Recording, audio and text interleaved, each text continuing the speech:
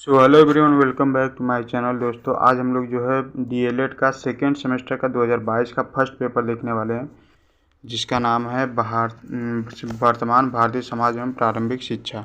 ठीक है, तो इसमें जो पेपर है वो देखिए आपका 2 घंटे का होता है और पूर्णांक आपका 50 नंबर का होता है। ठीक है, सभी प्रश्न अनिवार्य हैं और उसके जो निर्धारित अंक हैं वो जो है सामने दिए हुए हैं।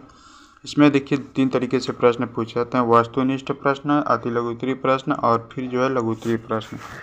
ठीक है, तो सबसे पहले जो है वस्तुनिष्ठ प्रश्न देख लेते हैं, जिसमें से आपको 4 विकल्प में से एक सही उत्तर छांटना होता है।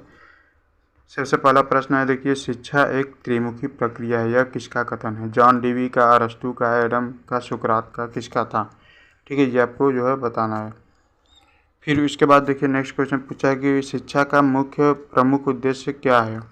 ये आपको बताना है: शारीरिक विकास, मानसिक विकास, सर्वांगीण विकास या फिर सामूहिक विकास। उसके बाद नेक्स्ट क्वेश्चन है, प्रश्नोत्तर विधि के जनक कौन है? सुकरात, प्लेटो, अरस्तू, फ्रोबेल कौन है? ये आपको बताना है। फिर जो नेक्स्ट क्वेश्चन पूछा गया है कि शिक्षण के रोचक एवं प्रभावशाली बना देती है चित्रकला, विज्ञान, शिक्षण में प्रयुक्त युक्तियाँ या फिर लेखन कला। उसके बाद नेक्स्ट क्वेश्चन पूछा गया है कि बुनियादी शिक्षा किस दार्शनिक से संबंधित है? प्लेटो, महात्मा बुद्ध, रविन्द्रनाथ टैगोर या फिर महात्मा गांधी। फिर जो है नेक्स्ट है आपका विश्व जल दिवस कब मनाया जाता है? 17 फरवरी को, 11 फरवरी को, 22 मार्च को या फिर जो है 8 जून को। ठीक है, अभी हम सिर्फ जो है प्रश्न देख लेते हैं, इसका आंसर भी मैं आपको बहुत जल्द प्रोवाइड करा दूंगा, है ना।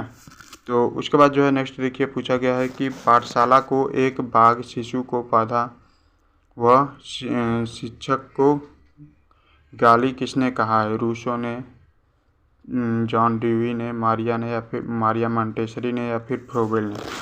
फिर जो नेक्स्ट क्वेश्चन पूछा गया कि दीवा स्वप्न नामक पुस्तक के रचनाकार कौन है? स्वामी विवेकानंद, राधा कृष्णन, गिजुभाई बघेला या फिर रूसो हैं। ठीक है, फिर जो देखिए नेक्स्ट क्वेश्चन पूछा गया कि घर पर दी जाने वाली शिक्षा क्या कहलाती है? अनौपचारिक शिक्षा, दूरस्थ शिक्षा, गैर औपचारिक शिक्षा या फिर औपचारिक शिक्षा।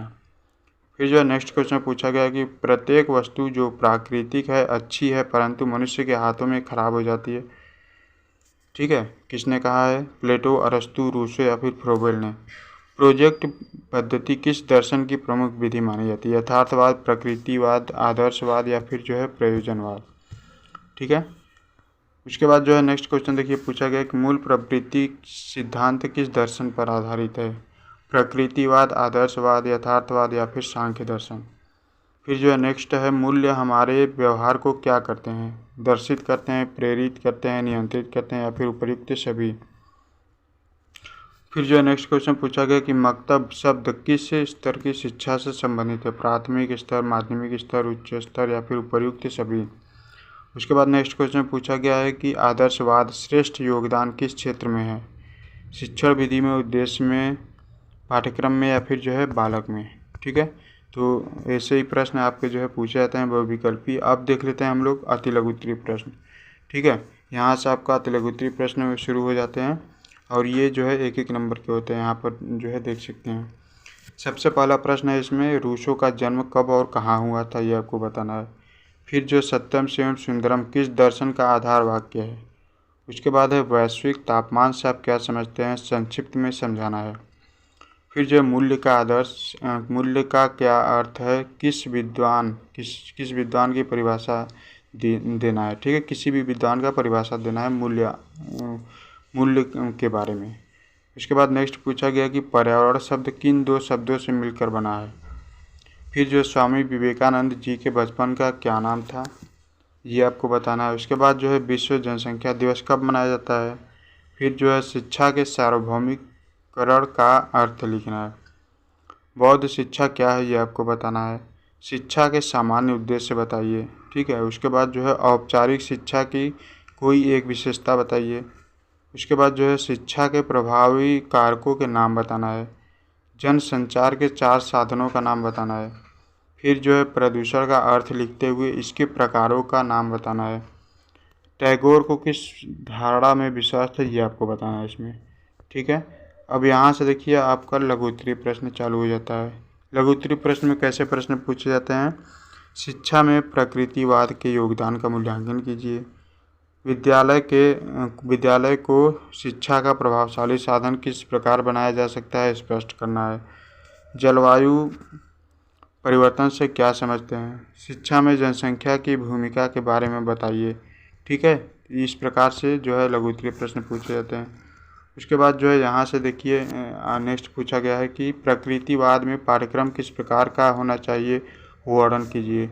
शिक्षा के प्रभावी कारक के रूप में समाज की विवेचना कीजिए। जल संरक्षण क्यों आवश्यक है, बताइए। मॉन्टेसरी पद्धति के सिद्धांतों की विवेचना कीजिए। औपचारिक शिक्षा एवं अनौपचारिक शिक्षा में अंतर स्पष्ट कीजिए। सामाजिक एवं सांप्रदायिक सौहार्द क्यों आवश्यक है, ये आपको बताना है। ठीक है, तो इसी प्रकार से प्रश्न जो है आपके एग्जाम में भी पूछे जाते हैं। तो आई होप कि आपको यह वीडियो पसंद आएगा। प्लीज़ वीडियो को लाइक कीजिएगा, अपने दोस्तों के साथ भी शेयर कीजिएगा, और अगर आप चैनल पर पहली बार आए चैनल को सब्सक्राइब करके बेल आइकन को प्रेस कर लीजिए। ऐसे ही एजुकेशनल वीडियो आपको आगे भी मिलते रहेंगे। ठीक है, और बीएड या डीएलएड से संबंधित जो भी समस्याएं हैं, जो भी प्रॉब्लम है, सारे आपको जो भी फाइल वगैरह है, सभी जो है पूरा वीडियो आपको जो है बीएड और डीएलएड से रिलेटेड आपको हमारे इस चैनल पर मिल जाएंगे।